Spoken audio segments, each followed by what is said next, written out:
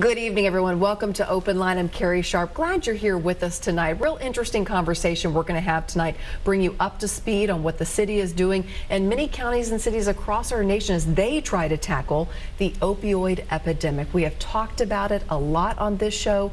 We always love hearing from you, and this is an open line show. We want you to call in with your questions, your comments, your stories when it comes to the opioid epidemic that we are all facing in one way or the other. I have two gentlemen here joining me tonight. Our guest, Mark Chalos, the managing partner at Leaf Cabracers, the Nashville office. Thank you for being here, Mark. And also Richard Mason, a local attorney. Thank you very much. You guys have your hands in the lawsuits that Nashville has filed in response to this. So many questions I have. This is just all really happening in the last few months. Joining on board with other cities and counties who are following suit in this and suing the opioid manufacturers and distributors. So let's jump in. First of all, how did we get to this point where we are going after these big companies? Right. Well, what we've seen over the last, it's really a generation at this point, we have seen the opioid industry undertake a massive marketing scheme to promote the sale, to convince the medical community and to convince the public that opioid drugs are safe, that they are without risk of addiction, that if one were to get addicted, it's very easy to stop taking the drug.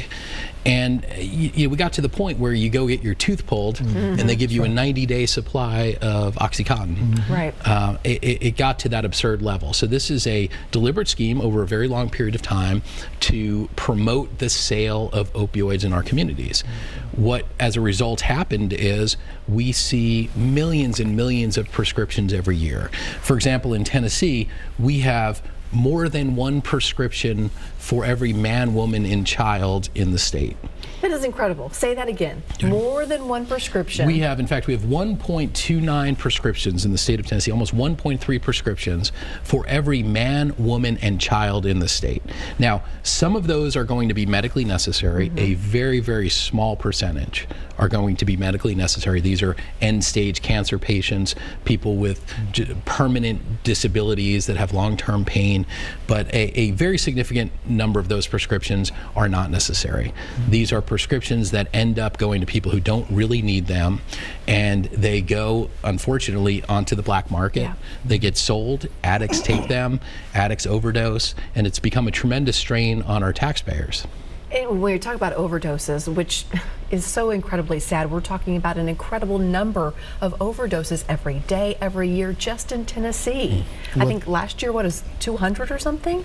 Well, if you look at last year in the 2016, the latest numbers that we've got, we had 178 just in Davidson County. People who lost their lives because they overdosed on an opioid. And that's gone from, in 2012, it was only 70. 70. So 70. Wow. So you can see what's happening and what's transpiring in our community and what the real cost is associated with this. The loss of life, the breakup of families, the destruction of homes and children, and all these great minds that we're losing as a result of this addiction. And we have talked about that part of it several times on this show, and where to find help, and just really the toll it is taking on families and this lifelong story they continue to tell because of these drugs. We have not talked about this aspect, though, and just in December, Davidson County signed on to this lawsuit. And I say signed on because many other counties and cities are doing this across the nation. Even the federal government now just recently has said we're interested in suing these manufacturers and distributors, and that's being considered right now. Davidson County signed on in what, December? December. So what does this lawsuit, what's the goal?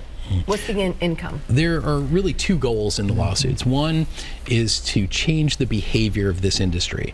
This is a multi-billion-dollar industry, the opioids industry. There is a lot of money to be made manufacturing and distributing opioids, and these are the legal opioids. That's not the black market, that's not the heroin, that's not the illegal imports from other countries. That's the so-called legal pharmaceutical industry selling opioids. So with the lawsuit, we're hoping to change behaviors, to reduce the number of pills, to change the marketing behavior, to change the surveillance. And what I mean by that is the distributors have to, under federal law, track each pill that they distribute. And when they get a suspicious order, they are required under law to report that to the federal government. What we've seen is that always hasn't been followed by the distributors. So we want to change their behavior to get them to play by the rules, number one. Number two, we want to recover taxpayer money. The city of Nashville and all the other counties and cities in Tennessee and outside of Tennessee have spent millions of dollars collectively, tens of millions of dollars, to combat the opioid catastrophe. These expenses include for policing, for EMS, for treating overdoses, for providing medical care for people who can't afford it, for paying for inmates in the jails who are suffering from addiction. Withdrawing, going through that. They're going withdrawal. That's a very big expense. So the expenses have totaled in the tens of millions of dollars. We are seeking to recover from the opioid industry the taxpayer money that's been spent. The taxpayers in Tennessee have paid more than their fair share. We are seeking the billion-dollar opioid industry to pay its fair share now. Now, you guys are going after several pharmaceutical companies. Absolutely. That itself is an uphill battle. Well, I don't know. You know, if you look at the motivation is greed. It was about how much more money can I make, and I think that no one is afraid of these pharmaceutical companies. They've done an injustice to this country, and they have punished children and adults to the point that many of them. You look at the great minds that we've lost.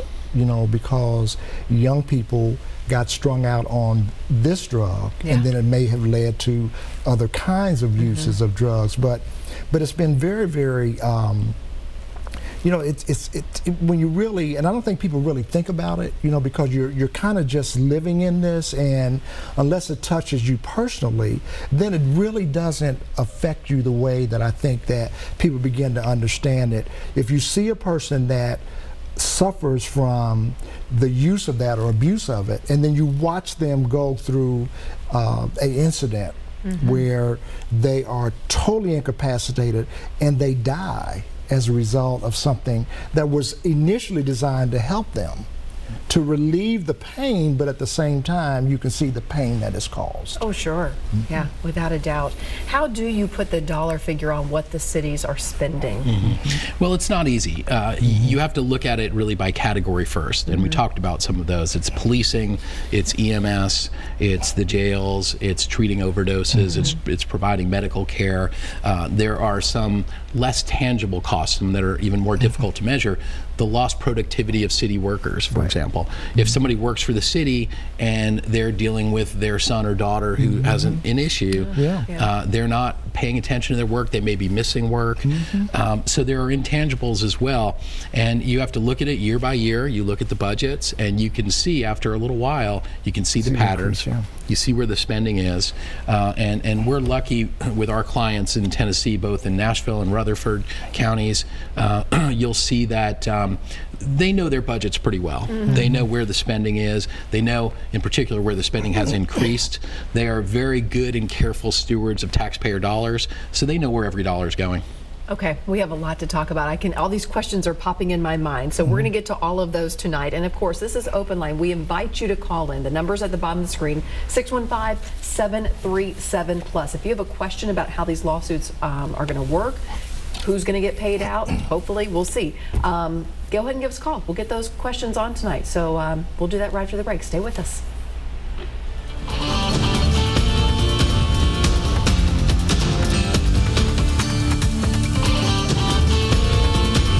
This is a Storm 5 HD weather update. Sign up for Weather Call at NewsChannel5.com. Long gone is the sunshine of the weekend. Cloudy skies today and a few stubborn showers here or there. There's quite a bit of dry air at the surface, so these raindrops have had to overcome that dry air before they can make it to the ground. That being said, they will do that as we head into the overnight. So some scattered light rain is expected, not heavy enough to aggravate any flooding concerns. And thankfully, that rain will start to scoot out as we head towards Tuesday afternoon. Here's a look at temperatures across the southeast. Cloud cover kept us cool today. Once those clouds clear tomorrow, temperatures soar back up into the low 60s. 62 for your high on Tuesday. but it doesn't last long. We've got another cold front sliding in on Wednesday. Here's a look at current temperatures right now across the area, and as we head into the overnight hours tonight, we'll drop down to 43. Then once sunshine gives way on Tuesday, as I mentioned, we're back up to 62, and that will be the warmest day of your work week.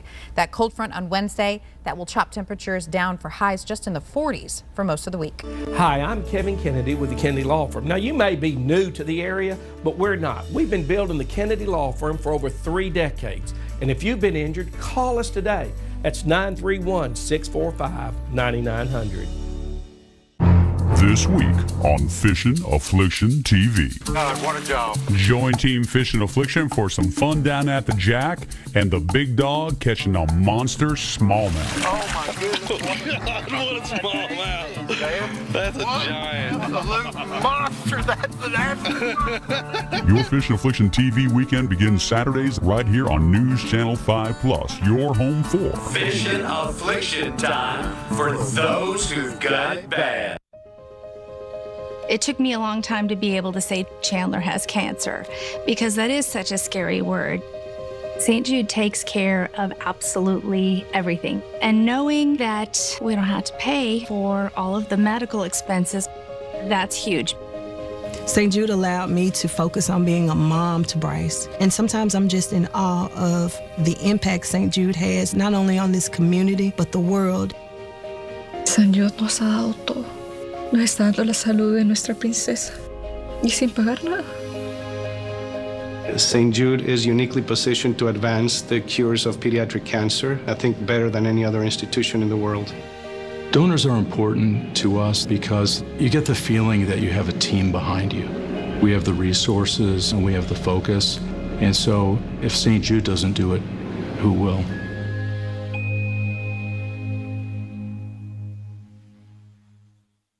Hi, I'm Kevin Kennedy with the Kennedy Law Firm, and if you've been injured, you need someone to go to court with you. We are honored to stand up beside you and to stand up for you. Call the Kennedy Law Firm, 931-645-9900. Welcome back to OpenLine tonight. We are talking once again about the opioid crisis and the lawsuits filed by Davidson County as well as several other cities and counties around our area and across the nation against opioid distributors and manufacturers, where those lawsuits stand, where they're going, what the goal is. 2 gentlemen here, both attorneys in town, Richard Mason and also Mark Chalos. Thank you so much for joining us tonight. Thanks. We are streaming live on Facebook. I'm going to monitor that during our segment here and also during commercial break. So if you have a question, write it down. I will ask it for you and we'll get those answers tonight. And of course, you're always invited to call in, share your own experience, ask questions about these lawsuits. This is your chance to ask those questions. 615-737-PLUS is the number to call.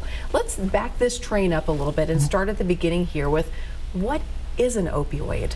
An opioid, that's a term for a class of drug. It's a pharmaceutical drug primarily, and it's a drug that acts on the body's pain receptors. So what it does is it dulls the pain. It dulls physical pain. It provides a feeling of euphoria, and they're a controlled substance. It's a narcotic.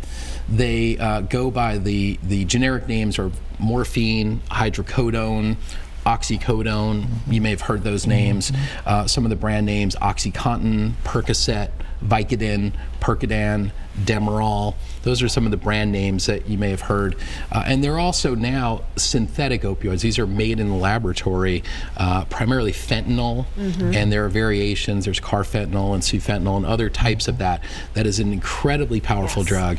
100 times more powerful than morphine. A microscopic grain of it can cause an impact, and for people who are not used to taking opioids, a microscopic amount can kill you. Right. It's incredibly dangerous. Even police officers, we've seen this happen where they will just come in contact with residue from someone who is having an overdose, and the police officer will be in critical condition, and they have to be given Narcan to save their life just because they have touched that residue. It is so incredibly dangerous. And when we talk about this opioid epidemic, this is different than a lot of the drug epidemics we have seen in decades gone by, because this is not the junkie on the corner that we're talking about that is suffering from this most of the time. And I think sometimes we have this view in our mind that someone is, and when they're strung out, they look a certain way, they act a certain way, that they're kind of incoherent and they're docile and they're kind of bent over or they're leaning or something. But that's really not the case. The users and people that we see, the ones that have been affected by this and affected by it adversely, are the people we see every day, people that we sit next to, we talk to, families that are down the street, a mom that may be trying to manage a family, and they are just simply they're not in denial, but it's a very hard thing to tell someone that you are, in fact, strung out. A lot of times, these addicts are people who went to their doctor for a legitimate condition. Maybe they're just recovering from a C-section, or they've had major dental work done, or they've thrown out their back, and they were given this prescription painkiller. And it became a habit, and it became a way of life just to cope. And no one ever questioned it because you got it from a doctor. That's right. What the studies have shown is that something upwards of 90% of all addicts started with a legitimately prescribed, perfectly legal prescription from their doctor. And it may have been for something like a toothache, it may have been because you had a minor surgery, and before long you find yourself addicted. And it's a very powerful grab, and you find yourself addicted, and at some point it becomes too expensive, too difficult to get legally prescribed versions of the drugs. So what you see then is that people go to the black market, they buy the prescription drugs on the black market. Those can be expensive. The cheapest of all of them is heroin. And at some point, we see a lot of people that get to heroin, almost all of them, something like 90%, started with the toothache, the Percocet, the oxycodone, and then they end up on heroin. Because doctors are wising up too, and the regulation has squeezed a little bit, so they're not passing out these prescriptions so readily. And you said it really did go back to marketing to start with. Well, that's what I said. We don't want to, the doctors, we don't want to put so much blame on the doctors as the companies that put the marketing material together. See, they'll, you know, if you get these prescriptions filled, there's a lot of information that they give you. But they don't say on there, you know, be careful about this one because you're going to get addicted to this drug. Oh, it's not, you'll be fine. You know, you just take this for a short period of time. But it doesn't work that way. So the information that the patient is receiving is somewhat deceptive by design, and it does not let that patient know that there's some real implications about these drugs that I'm giving you, and I'm giving you a whole lot of them. I mean, you can go to if you go to the dentist and get a tooth extract, they'll give you 90 pills. Now, some people, because of you know, it makes them feel a certain way. It may make them feel better than they normally would feel. Just continue to want to feel like that. And I think that's where we begin to see the problem. But I think you don't want to say, well, the doctor shouldn't have prescribed it. Well, you know, you say, well, maybe the manufacturer shouldn't have made it, or at least if they made it, they should have put everybody on notice that you know, we're making a lot of money off this, and you know, the more we can get you to use it, the more money we're going to make. We don't want to lose sight that there's nothing but a profit motive involved in pushing these drugs in the community, you know, and it's happened before. You know, I was telling earlier that, you know, I grew up in Dayton, Ohio. Dayton, Ohio is the epicenter for drug addiction. It was when I was growing up. It is now. It's one of the worst places in the United States, you know, for that kind of addiction. And what you see, I mean, it tears a community apart. You know, because their families that are left, where both mothers and fathers both are deceased, both of them strung out on these drugs, and so you leave. Now you got orphans, you know, that can't figure out what happened, why it happened, and somebody else has to take care of them. And typically it's the state. It's the state. They have to take care of them. You know, then somebody has to bury them because they don't have, you know, so then somebody has to provide everything for those children going forward. The psychological part, The psychological part, I don't think you could even measure. No. Because you just don't know. You don't. Let's jump to the phone lines. We have Dale, who is waiting ever so patiently. Dale, thanks for being part of the show tonight in the conversation. What's your question or comment? Well, my comment is, okay, I'm a recovering addict myself, okay? And why don't you go after the manufacturers of your meth, your heroin? Why don't you go after the manufacturer of them? You know, it is a good question, and I know that you guys have an answer for that. So, Dale, listen to this. Yeah, thanks, Dale, and good luck to you with your struggles. Yeah. I know it's not easy. Look, what we have here with this catastrophe, which is different from the meth and originally heroin, is that this is not something that was done in a back alley. This is a catastrophe created in the boardrooms of multi-billion-dollar corporations. These are corporations that had a deliberate scheme to promote and sell a drug that they know was going to be used by people who didn't have a medical need for it. They knew there was going to be a black market. They knew that they were selling millions and millions of pills. For example, 1.3 prescriptions for every man, woman, and child in Tennessee.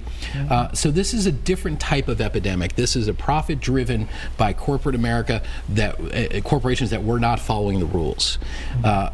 Meth, some of these other types of catastrophes are probably better suited for law enforcement than the civil justice system. These are shadowy organizations. These are typically people who are operating outside of the normal structures of society, and that's a law enforcement function primarily, I believe. But there have been lawsuits against some of those entities, but they're too slippery. You know, they don't stand up. They don't have corporate headquarters. They do things in the shadows, so it makes it more difficult for the civil justice system to get them. But where it's appropriate, certainly I think that's the right thing to do. But law enforcement has a very major role, and they've been very successful, more or less, in those areas. The pharmaceutical companies named in this lawsuit, there's a lot of them. And like you said, they have a headquarters, they got a sign out front, they say what they do and the drugs they make. It has to be tough to sue so many big companies at once. It is. It is not an easy task by any stretch. Now, you've heard the phrase that many hands make for light work. We have many hands. We work with great firms like Richard's firm, and we come together and pool our resources and try to do what we can to work together to bring these companies to justice. But these are billion-dollar, multi-billion-dollar corporations. They're some of the biggest, richest corporations in the world, and it is not easy to call them to account. They do not want to be held accountable. They've got great lawyers, and they don't want to be held accountable. And the rules, they have to play by the rules like everybody else, and it's going to be a long, hard struggle to enforce those rules against these companies, but we're in it for the long haul, and we intend to do that. So I asked you, okay, how many years are we talking about? And you said the judge has big ideas here. So the judge, who all of these cases that are in federal court have been sent to one judge in the Northern District of Ohio, in Cleveland, Ohio. It's one federal district judge who is going to oversee all these cases for pre-trial purposes. And we're talking about all the cases across the nation? All the cases across the nation. If there is a trial, for example, the city of Nashville's case, it'll be tried here in Nashville. Same with the Rutherford County case, and other cases will return to their home districts. But in the meantime, they are in this court in the Northern District of Ohio in Cleveland, and the judge has made it clear that he wants these cases to resolve. He wants to see meaningful change this year, 2018. Which I've covered the court system a long time. You guys are in the court system. That's crazy. It's aggressive. It's aggressive. But look at the problem that we're dealing with. This problem is not getting any better. In fact, you can see, the numbers I went. The growth is just exponential. I mean, it's out of control. And how many more lives do we have to lose while we're waiting on them to play by the rules? I mean, and I think that's what the judge is saying, that we can't keep skirting over this. This is not they're not people that are using these drugs don't want to use these drugs. They don't. It's not like they wake up in the morning and decide, well, I want to be this way. I mean, it's something that's pressing down on them. It's not something that they can just easily just walk away from. Yeah, absolutely. Let's take another caller here. We have Chad on the line. Hi, Chad. Chad, are you with me? Can you hear me? I sure can. Go ahead with your comment or question. Well, my biggest question was, like, all right, say I had a root canal a few weeks ago. You know, how many lower tabs are they really supposed to prescribe me, and how many days, you know, can they actually prescribe me work? Like, is 90 days too long? Right. And two, on like OxyContin and things like that. Like, what's the actual, you know, when you got good insurance, it's pretty cheap, but what's the actual value of those? Yeah. Yeah, I'll hang up. I'll let y'all answer. But thank you, Chad. Yeah, those are great questions, Chad. So in terms of what's the appropriate length of a prescription for something like a minor surgery on your mouth, you know, that's something that the doctors and the dentists have to decide for themselves. They have to use their judgment, but they need reliable and accurate information to do that. Right. And that's part of the problem here, is that they have been told over the course of years and years that these drugs are safe, that there is no or a very small risk of addiction, that if you get addicted, it's not a big problem. You can just stop taking them and you'll be fine. So they were told at some point, take 90. You have your tooth pulled, take 90, it'll be fine. And that'll help your patient. Patient won't be in pain. Everybody will be happy. What we've learned now is that A, that's not true, and they knew it wasn't true. And you say they were talking about the pharmaceutical Talking about the pharmaceutical companies, the manufacturers who were promoting these drugs, who were marketing them, who were telling the doctors and the dentists, take 90 pills if you have your tooth pulled, and that's too much. Now, the second question about what the value of OxyContin is, you know, these pills are produced on a mass level. They are mostly generic pills in the sense that they, you know, there are lots of companies producing them.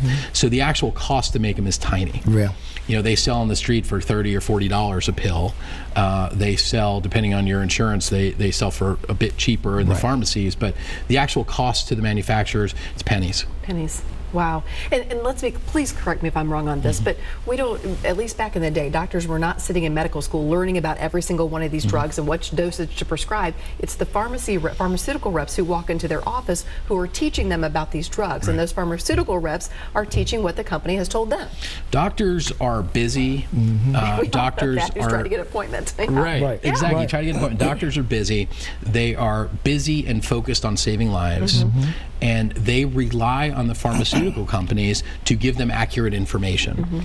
And yes, the pharmaceutical companies over years have engaged in these marketing schemes where they send people into their office to buy their people lunch. They pick out doctors who are leaders in their community, thought leaders in their community, and they have them do seminars. They'll take them to the steakhouse, they'll fly them to Maui, they'll do all sorts of things to convince these doctors that they need to prescribe this company's drugs, and they need to prescribe them in as large a volume as they possibly can, because every pill represents profit to the pharmaceutical company. And doctors are too busy in many cases to go and read the original studies and make these judgments. So they have to, because of the way the world is, they have to rely on the pharmaceutical companies to tell them the truth. And that's what we've seen, is they haven't been telling the truth. And part of the end game of this lawsuit is to put some parameters on that, right? Yes. Yeah. Okay. But you also, you know, they've gotten so bold with it that even now they're lowering the age to prescribe this medication to. You know, they're going to like 11 to 16-year-olds. Are approved to use this. Imagine that now. You've already got adults that can't manage it, and then you're putting that thing in the hands of children. I just think it's just deplorable. Okay, we got to take a quick break. Robert, Vicki, Bill, many more on the phone. We're going to get to you as soon as we come back. Stay with us. This is Open Line.